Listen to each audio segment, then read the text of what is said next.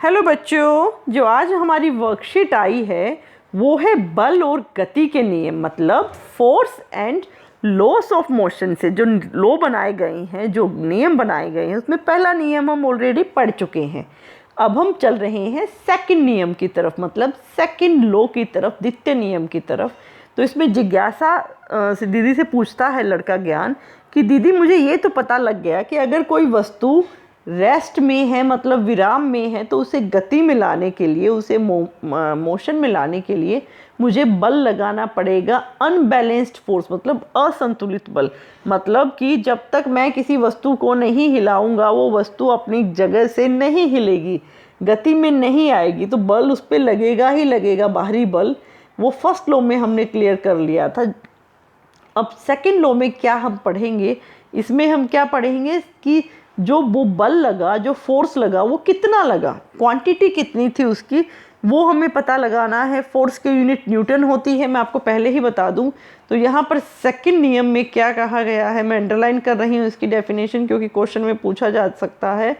इसके अनुसार किसी वस्तु के संवेग में परिवर्तन की दर उस पर लगने वाले असंतुलित बल की दिशा में बल के समानुपाती होती है।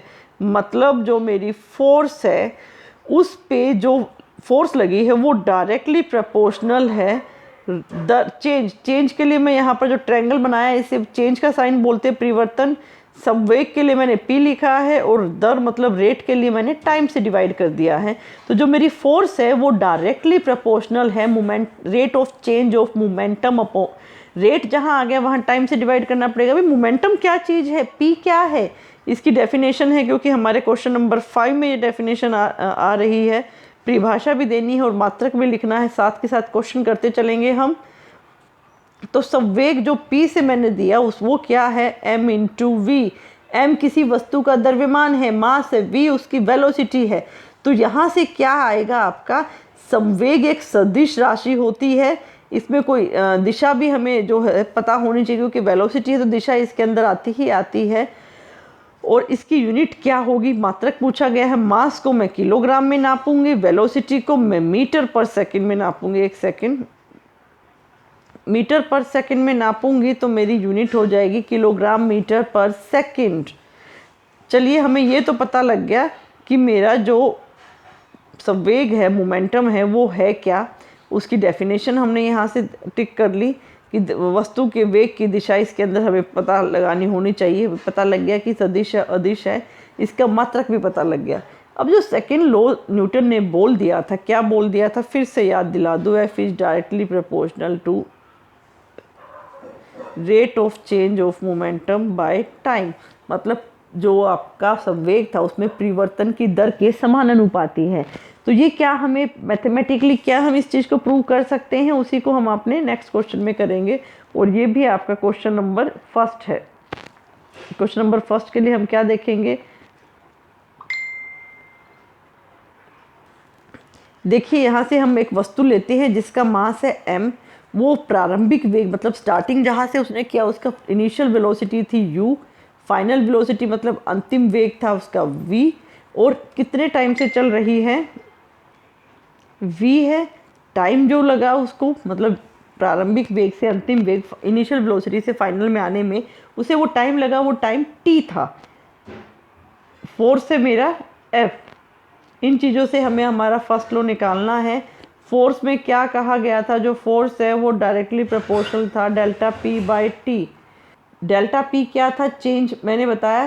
फोर्स था पी था आपका एम वी माइनस यू, तो एम वी माइनस यू हो जाएगा डिवाइडेड बाय टाइम, क्योंकि चेंज निकालना है, चेंज हम ऐसे ही निकाल सकते हैं M V minus M U करके। तो उसमें से मैं एम कॉमन ले रही हूँ। एक लाइन जो मैंने वहाँ पर नहीं लिखी वो आप ऐसे यहाँ से नोट डाउन कर सकते हैं। M V minus M U था, एम मैंने कॉमन ले लिया तो मेरा एम वी माइनस यू यहाँ से मेरा आया था। अब ये तो मुझे पता लग गया कि फोर्स इसके डायरेक्टली प्रोपोर्शनल था। अब यहाँ से एक चीज़ और छोटी सी नोट करेंगे हम, v minus U upon T क्या है, ये एक्सेलरेशन है, a है, a आ गया। अब यहाँ पर इसकी जगह मैं क्या लिख दूँ, a लिख दूँ। अब यही तो मेरा सेकंड लॉ था, force equal to M A. मैंने तो फोर्स का जो फॉर्मूला था वो प्रूव कर दिया।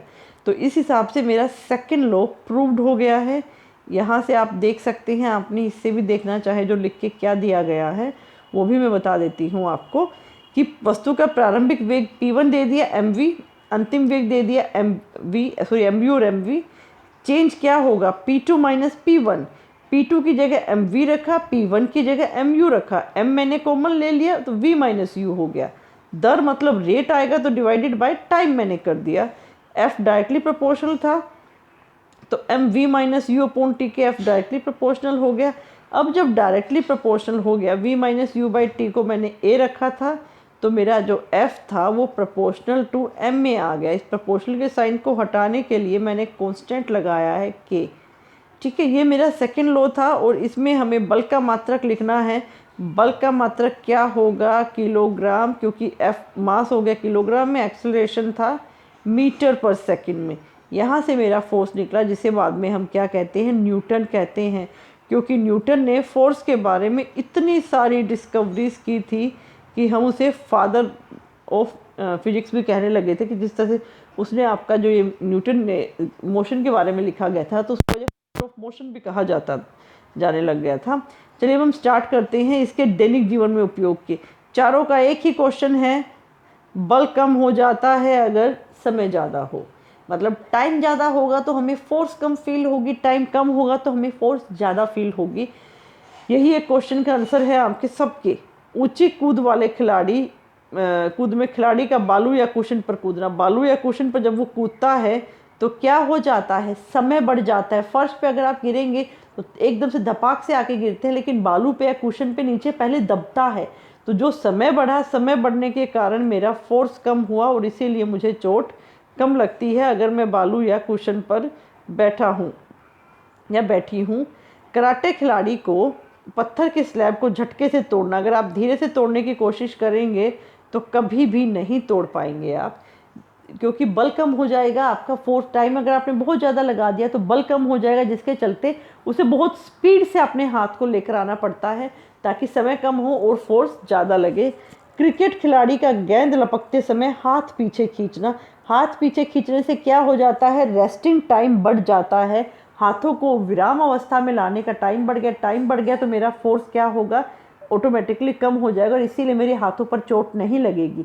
अगर आप एकदम से उस बॉल को अपने हाथ से रोकेंगे वो सीधा आपके हाथ पे आके हर्ट करेगी, आपको चोट लग सकती है।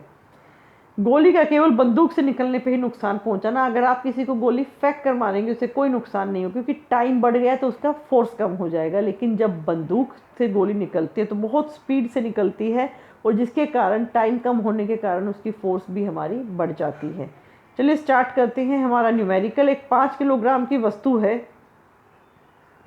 जिस पर 2 सेकंड के लिए एक बल लग रहा है, फोर्स। तो मैं यहाँ पर लिख रही हूँ मेरा m कितना है, 5 kg, टाइम था मेरा 2 सेकंड।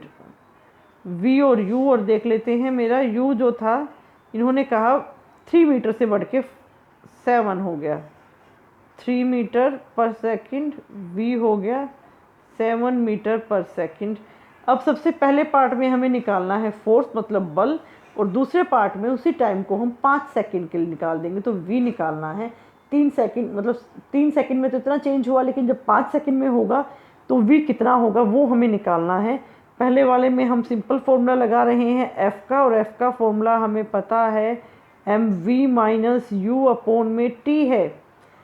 m की जगह मैंने रखा 5 kg, v माइनस यू हुआ मेरा 7 माइनस 3 और टाइम हुआ मेरा 2।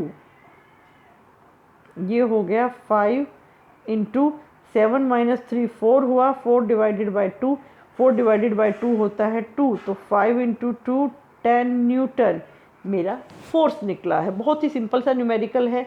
अब इसी का जो सेकंड पार्ट था, सेकंड पार्ट में हमें कहा गया कि v निकालना है। तो v के लिए मैंने क्या किया, ft को इधर ले आई, ft m मल्टीप्लाई में था इधर आके डिवाइड में हो गया, equal to v minus U, u minus का इधर आके प्लस हो जाएगा। बाकी हम क्या करेंगे, सब जगह जब भी आप क्वेश्चन करें तो जो चाहिए होता है उसको एक साइड छोड़ देते हैं, प्लस में u आपका v। तो ये मेरा v का फॉर्मूला निकला। अब मैं v निकाल के आपको दिखाती हूँ कि v का जो हमारा आंसर आया है वो कितना आया है।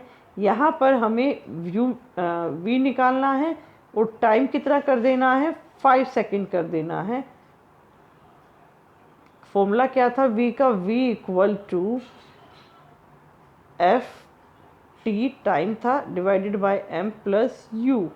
जो मेरा फोर्स था वो तो फिक्स्ड है। आपका कितना निकला था हमारा, अभी हमने 10 न्यूटन निकाला। उसके बाद जब हमारा t टाइम कितना लगा, 5 सेकंड हो गया हमारा। जो मेरा मास था वो 5 ही था, 5 किलोग्राम की वस्तु थी, और u था वो 3 था। तो 5 से 5 कटेगा आपका, और 10 प्लस 3 हो जाएगा 13। और हमने क्या निकाला है, वेलोसिटी, तो उसकी यूनिट जरूर लिखेंगे, 13 मीटर पर सेकंड। इस तरह से आप न्यूमेरिकल्स को बहुत ही इजीली सोल्व कर सकते हैं। पहला क्वेश्चन मैंने करवा दिया, गति का नियम आप यहाँ से भी कर सकते हैं। गति का पहला नियम मैथमेटिकल तरीके से लिखना, ये वाला और जो मैंने समझाया वैसे भी कर सकते हैं। एक कार सड़क पे रुकी हुई है, उसका संवेग क्या होगा, उसका संवेग 0 होगा। सेकंड क्वेश्चन का आंसर 0 होगा। क्यों होगा, क्योंकि संवेग क्या होता है, m इंटू वी होता है। अगर रुकी हुई है तो वेलोसिटी 0 हो जाएगी और पूरा मेरा संवेग भी 0 हो जाएगा। नेक्स्ट क्वेश्चन देखिए, 100 किलोग्राम की एक वस्तु का वेग 6 सेकंड में 5 से बढ़ के 8 हो गया। वही है t 6 सेकंड, m 100 किलोग्राम जो भी हमने न्यूमेरिकल किया है। u कितना है हमारा, जब हम देखें कि 5 से बढ़ के गया है u, और v हुआ मेरा 8। और निकालना क्या है मुझे, उस वस्तु पर लगाया गया बल। बल का फॉर्मूला क्या है, फिर से याद दिला दूं, M V minus U upon में टी। एम है मेरा यहाँ पर जो मास था उस वस्तु का वो 100 था। 5 से बढ़ के 8 हुआ तो 8 माइनस 5 यहाँ पर लिखेंगे, डिवाइडेड बाय टाइम लगी थी 5। 8 में से 5 गया 3। यहाँ पर 100 था, यहाँ पर 3/5 था। 5 से ये कटेगा 25 पे, और 25 3 जा कितना होगा, 75 होगा। ये मेरा आंसर आएगा। चलिए नेक्स्ट क्वेश्चन हम देख लेते हैं। 0.5 मीटर पर सेकंड वेग से चल रहे 1000 किलोग्राम वाले द्रव्यमान वाले ट्रक का संवेग निकालना है, मतलब मोमेंटम निकालना है, m निकालना है। कैसे निकालेंगे वो हम अभी देखते हैं। बहुत ही सिंपल है। इन्होंने हमें क्या दिया हुआ है, सिर्फ टाइम वेलोसिटी दी है v इक्वल टू 0.5 मीटर पर सेकंड। हमें पता है हमारा द्रव्यमान कितना है, 1000 kg।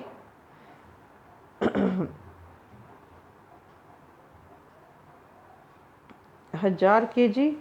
मोमेंटम कितना हो जाएगा मेरा, p equal to mv। m जो था मेरा किसी भी वस्तु का मास था 1000 kg, और जो द्रव्यमान था, वेग था, वो था 0.5। 0.5 को इससे करेंगे तो 500 मेरा निकलेगा, मोमेंटम निकलेगा। और इसकी यूनिट क्या है आपकी, इसकी यूनिट किलोग्राम मीटर पर सेकंड है, किलोग्राम मीटर पर सेकंड।